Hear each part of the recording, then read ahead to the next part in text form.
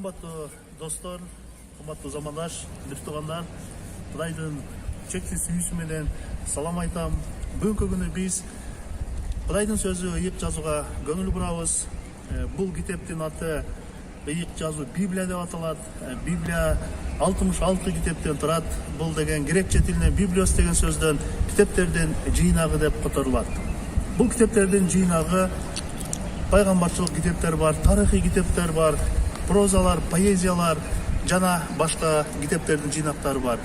Автору Кудай. Ал эми 40тан ашык өзүнүн ыйык адамдарын, ыйык пайгамбарларын колдонуп, бул китепти 1500 жылдын аралыгында жазылган китеп болуп эсептелет. Ал эми биз өзгөчө көңүл бура турган китеп бүгүнкү күнү Башталыш китеби. Башталыш китебинин жазган автор Муса пайгамбар болуп эсептелет. Муса пайгамбар фараондун кызы багып алгандан кийин ал жерде ал аябай чоң билимге ээ болгон. Ал жогорку билимге, жогорку деңгээлдеги окутууну окугандыктан ал ушундай билгири эле ушул китепти жазганга Кудай Мусаны колдонду. Ал эми бул китептин жазылган убактысы биздин заманга чейин 1500-1400 жылдары жазылган. Мазмуну болсо улуу Кудайдын кудуреттүү күчү менен аламды, галактиканы, космосту, адамзатты, жерди жана жердин үстүндөгү бардык жан жаныбарларды жаратуусу жөнүндө айтылат. Бул китептин биринчи бөлүмүнө көңүл бура турган болсок, анда биз ал китептин мазмунун окуп чыксак. Башталыш китеби биринчи бөлүм. Эң башында Кудай асман менен жерди жаратты. Жер болсо көрксүз, ээн болчу, түпсүз туңгуюк караңгылык каптап турчу. Кудайдын руху суу үстүндө калкып учуп жүрчү. Ошондо Кудай жарык болсун деди. Жарык пайда болду. Кудай жарыктын жакшы экенин көрүп, жарыкты караңгыдан ажыратты. Кудай жарыкты күн, караңгыны түн деп атады. Кеч кирип таң атты, биринчи күн өттү. Анан Кудай суулардын ортосунда аба мейкиндиги болсун, ал сууну суудан бөлүп турсун деди. Ошентип Кудай аба мейкиндигин жаратып, аба мейкиндигинин астындагы сууну аба мейкиндигинин үстүндөгү суудан бөлүп койду. Так ошондой болду. Кудай аба мейкиндигин асман деп атады. Кеч кирип таң атты, экинчи күн өттү. Анан Кудай асман астындагы суулар бир жерге чогулсун, кургактык пайда болсун деди. Так ошондой болду. Кудай кургактыкты жер деп атады, ал эми чогулган сууларды деңиз деп атады. Кудай мунун жакшы экенин көрдү. Анан Кудай жер өсүмдүктөрдү, урук чачкан түрдүү чөптөрдү, уругу жер үстүндө өстүрүү боюнча жемиш берген мөмөлүү дарактарды өстүрүп чыгарсын деди. Так ошондой болду.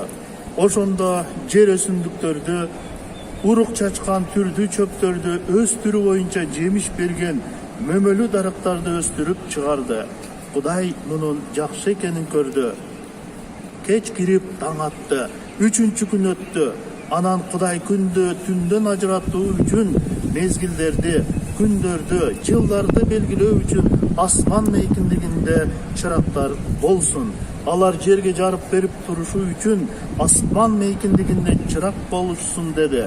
Так ошондой болду. Ошентип Кудай эки чоң чыракты, күндү башкаруу үчүн чоңураак чыракты, түндү башкаруу үчүн кичирээк чыракты жана жылдыздарды жаратты.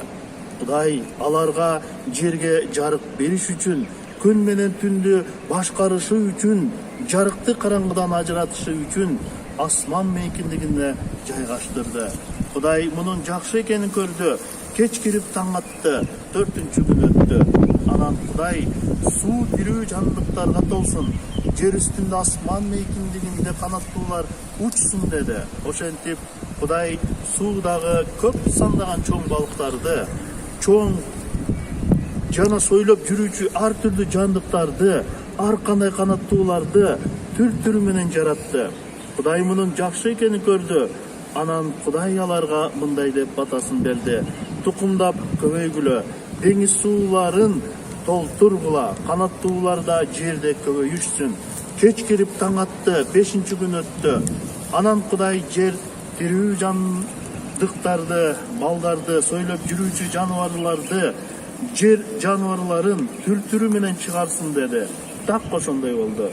Ошентип Кудай жер жаныбарларын түр-түрү менен, малдарды түр-түрү менен, сойлоп жүрүүчү жаныбарларды түр-түрү менен жаратты.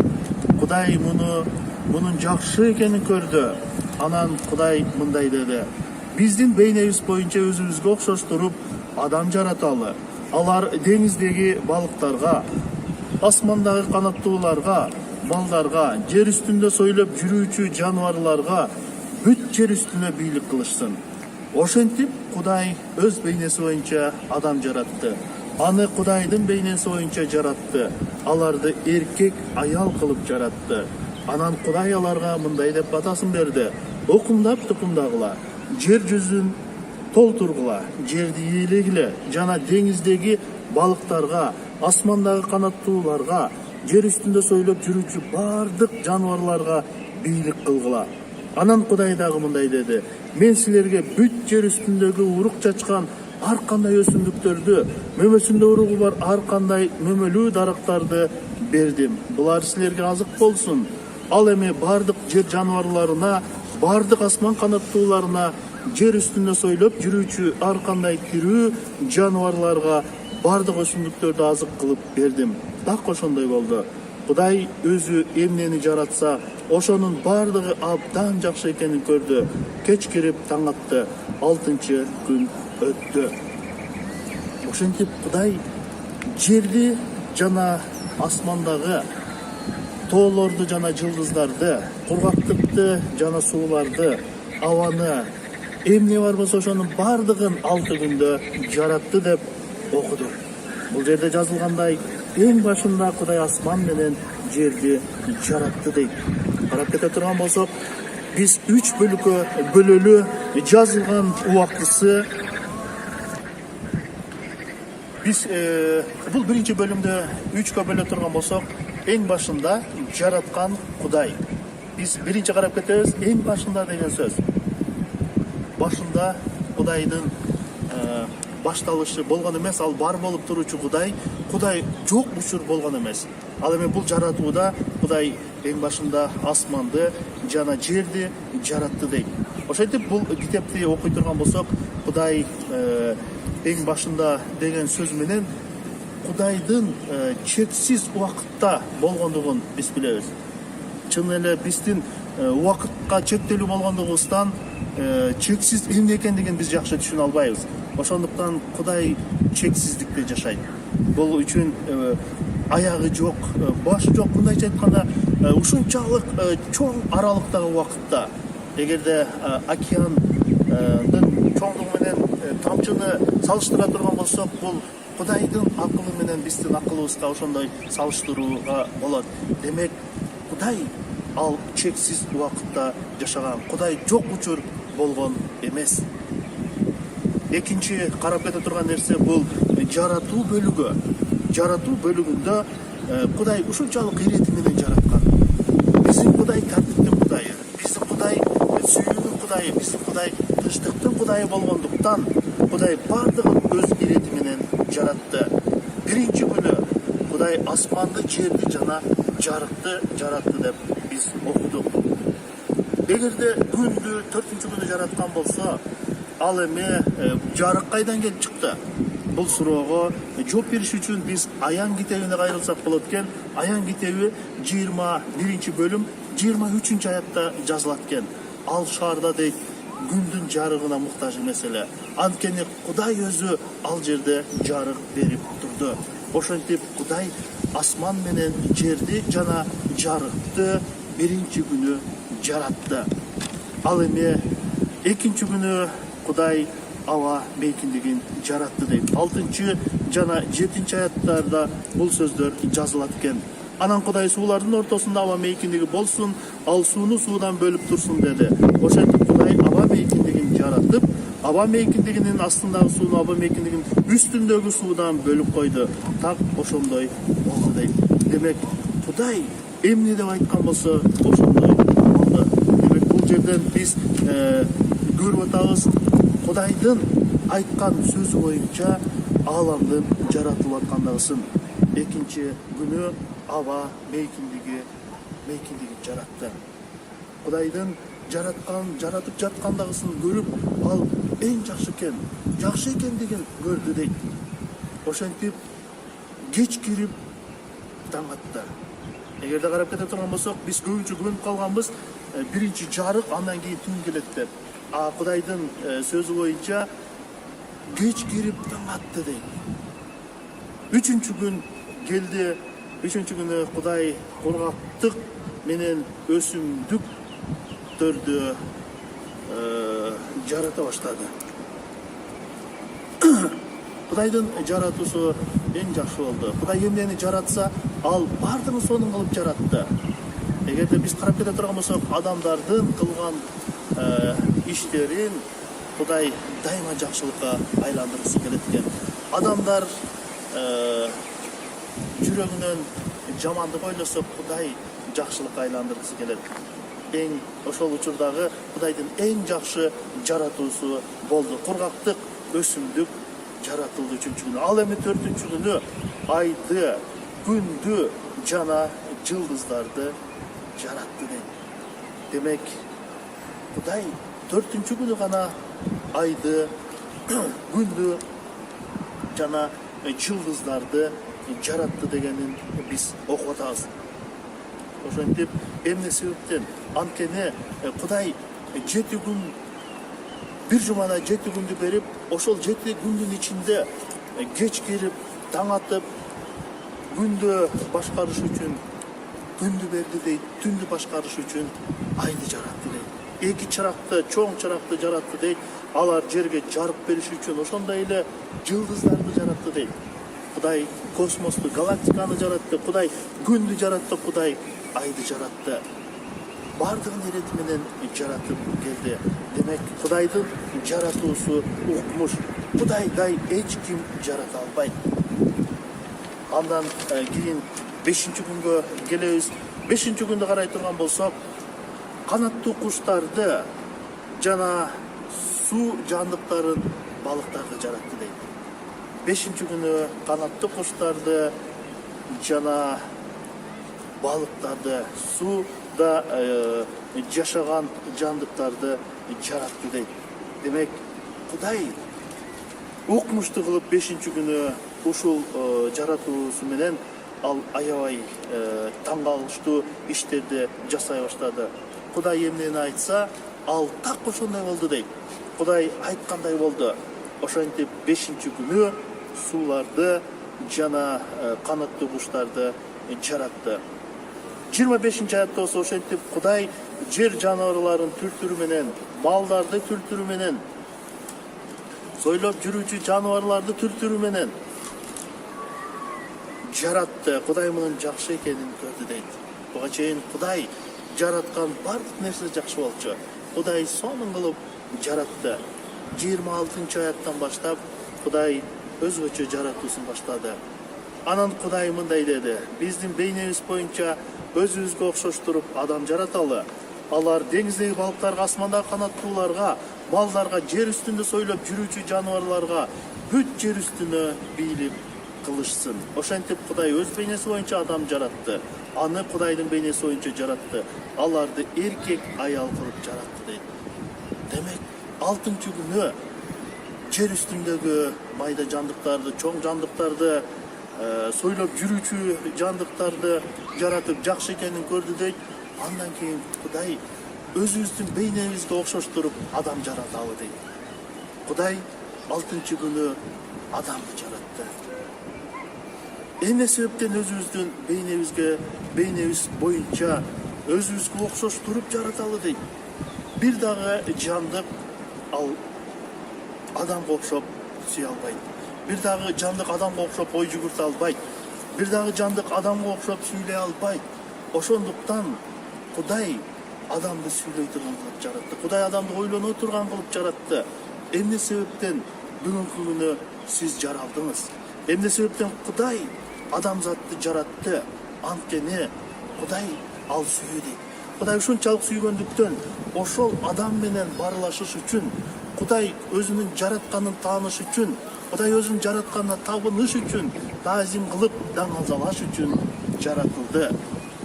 Анан Кудай аларга мындай деп батасын берди дейт. Кудай адамды жараткандан кийин ага батаны берди. Биринчи укумдап тукумдагыла дейт. Ошол себептен бүгүнкү күндө көптөгөн планетанын ар жеринде адамдар жайгашкан. Анткени биринчи адам ата менен обо энеге айтылган сөздөр бул укумдап тукумдагыла дейт. Ал эми экинчи Кудайдын батасы жер жүзүн толтургула дейт. Ошентип бүт жер жүзүн адамзатты толтуруш керек болгон. Үчүнчү батасы болсо ээлегиле дейт. Жерди ээлегиле жана деңиздеги балыктарга, асманда канаттууларга, жер үстүндө сойлоп жүрчү бардык жаныбарларга бийлик кылгыла дейт. Демек ошол ээлик кылып, ошолорго бийлик кылыш керек болгон.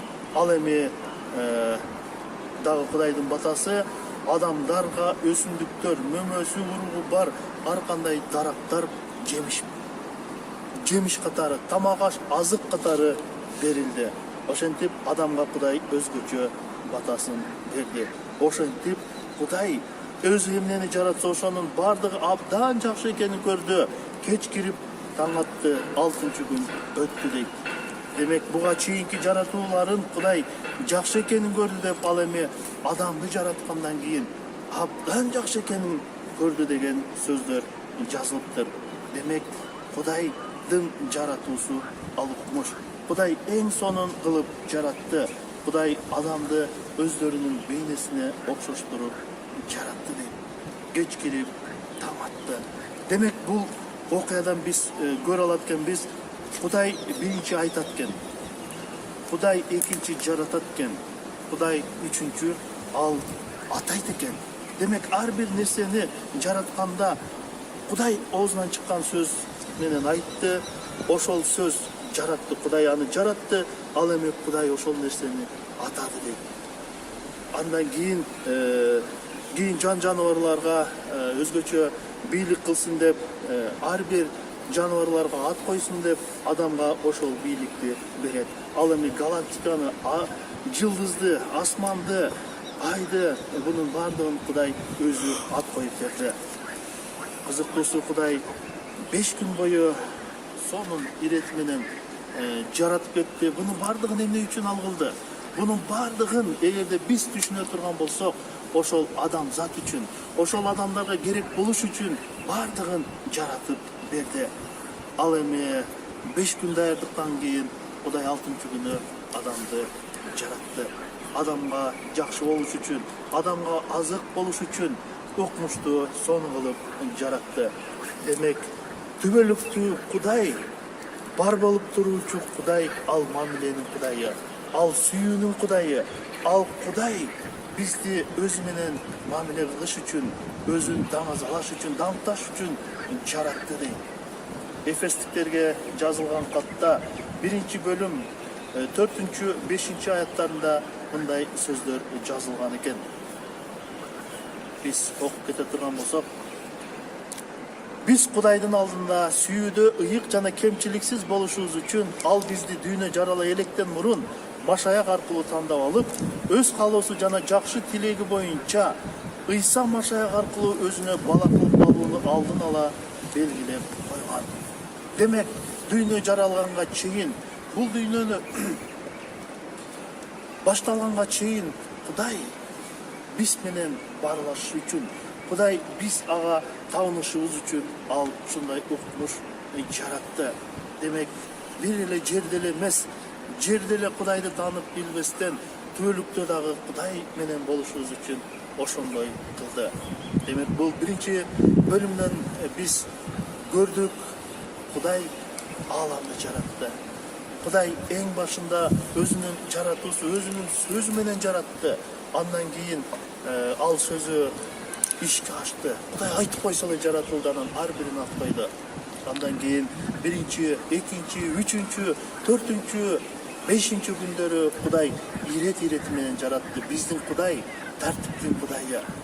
Кийин 5 күн жараткандан кийин 6-чы күнү малдарды жана адамдарды жаратты дейт. Адамды жаратты. Ошол адамга керектүү болуш үчүн деги эле биздин жаратуулубуз сүйүүнүн Кудайы болгон Кудайды таанышыбыз үчүн, ошол Кудайга табынышыбыз үчүн, түбөлүктүү Кудай менен бирге болушубуз үчүн жаратты. Кудай ар бирибизге өзгөчө батасын берсин.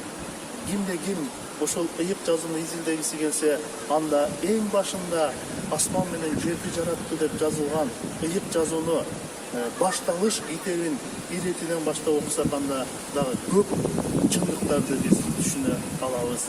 Урматтуу достор, бир туугандар, замандаш, Кудай сиздерге батасын берсин. Амин.